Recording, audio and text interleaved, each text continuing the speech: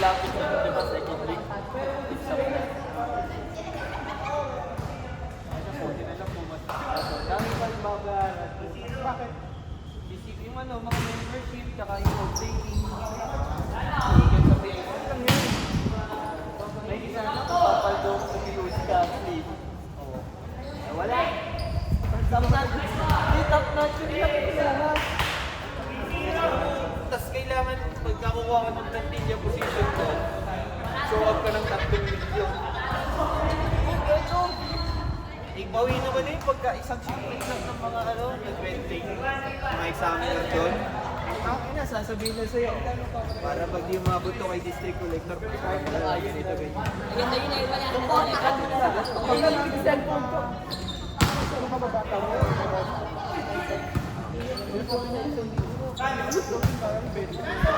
Baka nasalig ka, balik kayo mo yung customer care. Baka customer care.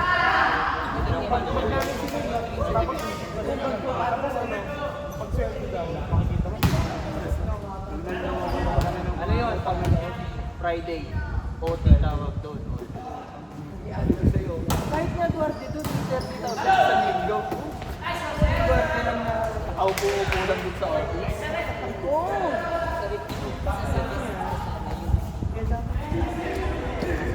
Papakain mo sa anak mo, gano'n. Galing na ako. Hindi ka pa concentrate nun. Gym lang na wala. Madami pa rin yung nag-excel sa akin. Pag meron ka sariling profit, doon, pwede ka rin sa pasok ng mga service. All of that talaga, lahat ng nasa liyo. Anong port? Yung makilala mo ng port? Manila?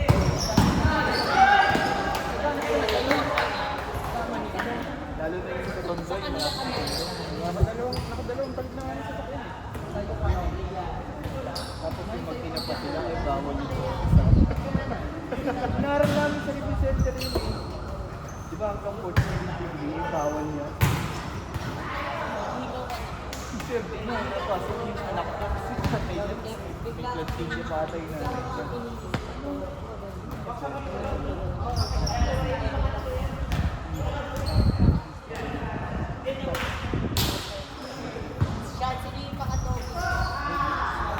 Pero hati-hati din sila doon.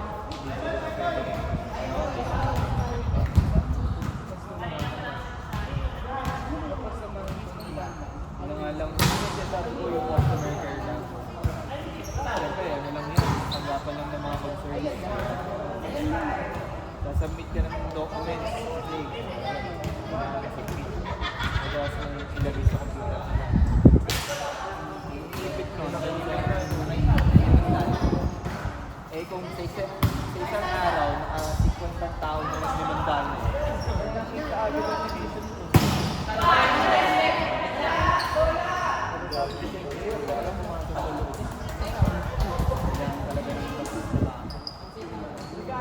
Hindi nga lang, sinador na yung baar ko.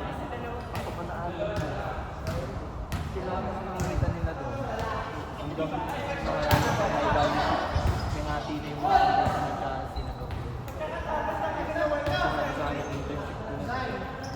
Tapos namin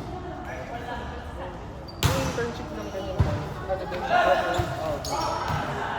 hindi kayo pero kung reality dapat sa oras at the stress ng duty ko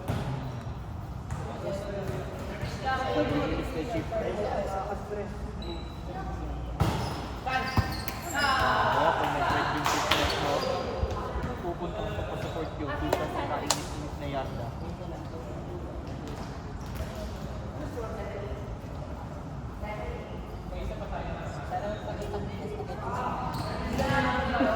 Saan nilalagay ko yung mga shipment na kailangan ng aircon? Sa reverse. Halimbawa, tao kasi doon sa loob na yun, may mga custom houses.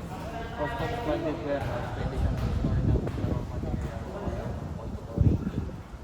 Pero depende yun sa, depende yung rate ng PLC, tapos depende yung rate ng operator. operator dyan sa Maynila. Kuya Nico. So, yan, ang laki ng pinag-deliver siya sa ano, sa isang taon. Kuya Nico. Video, lagi ang inaano. Hanapin mo na. Kinikita lang nila, pagka hindi mo na-release ka agad yan within after 5 days ng storage, meron ka na agad sa ito. Patay. Mga pala lagi yung mga pack yung mga communication ng pang kasi ayaw patagalin sa costo. Yung bayad doon, imported. Oo. Yung, ano kasi kami ngayon eh, distributor. So yung mga kliyente namin, ano, importer ng kami. Ay, mahirap ko. Pag ganun mga regulation na shipment, yung mga kaukulang mga papeles pwede ko yun. Pag wala na secure na isa doon, started yung tapos pag di mo ano, hindi mo napisingan yun, makakabandon, di forfeited. Hindi na yung makuha pag forfeited. Halimbawa, kung mga ganun na gamot, tapos ano naman siya, dahil may lisensyado naman siya ng FDA, may hindi ka lang kapag-secure ng permit.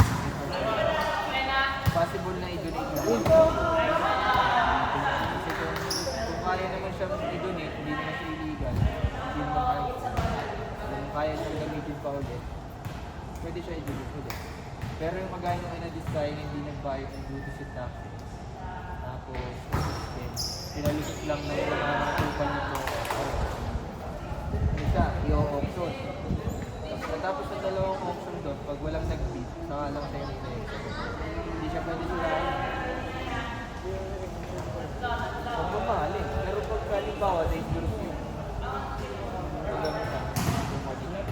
Pero pwede naman sirahin. CBO pero may mga agency na kasama sila.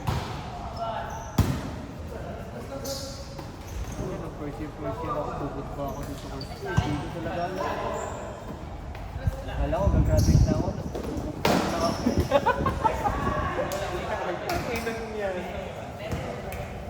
Pero taka na yung officer na certificate na ako. Dito, putang ina. Baka kasi pwede eh. Pagka di ka nasa loob. Walang taka ako. Ito kahit nasa loob ka, pwede din mo. Nakita mo ano? Yung lower din na ano ka. Nagpapakalkulin din sa pagkabil niya din. Tipan niya. Isa na, sabi ko kayo siya ngayon. Babae. Babae. Pero kung ano ka, wala kang connection, matagal. Tawag dito. Diba, 1 year or 2 years ka lang siya, 1 year.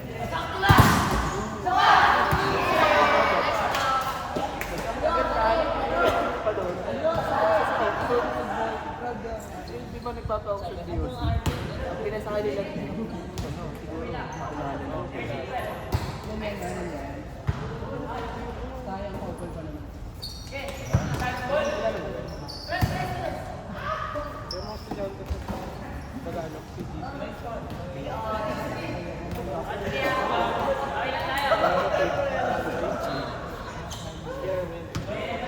Ito kilala ko.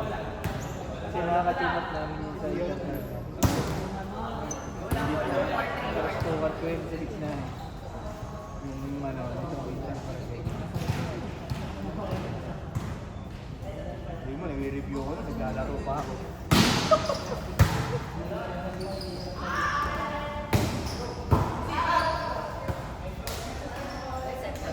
May ano score? 14?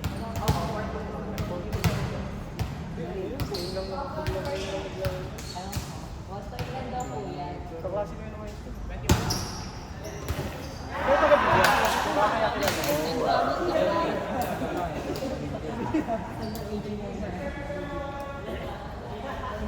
Yung laro ko, last ano, student level.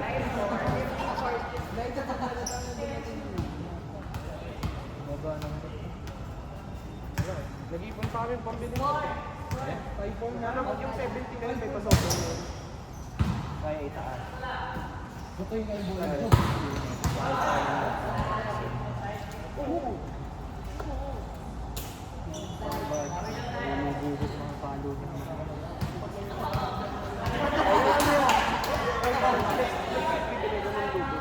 Itaas natin kasi tatali natin dito sa kasi yung mahal na yung kabila. Nakataon pa natin.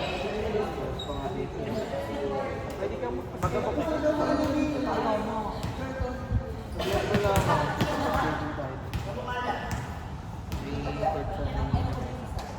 Ito kasi ano na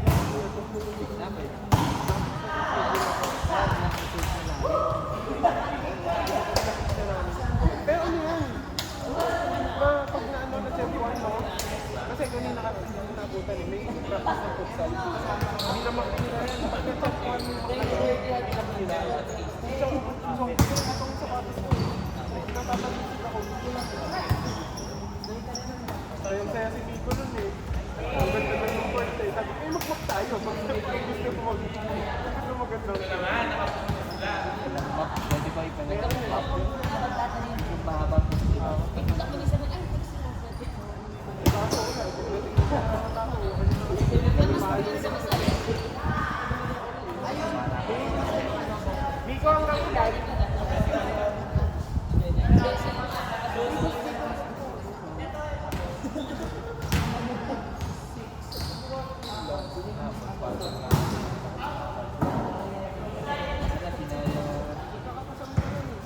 Tawag dito? Bunso? Hindi lang bunso.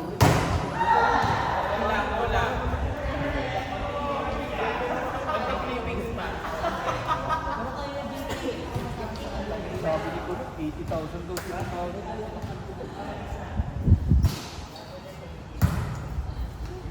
Ang alam ko nakakagusto lang. Kasama ano? Kasama mga ready? Parang 3-4.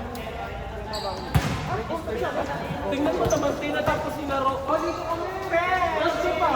Walang pawis na yun. 21 na ba yun?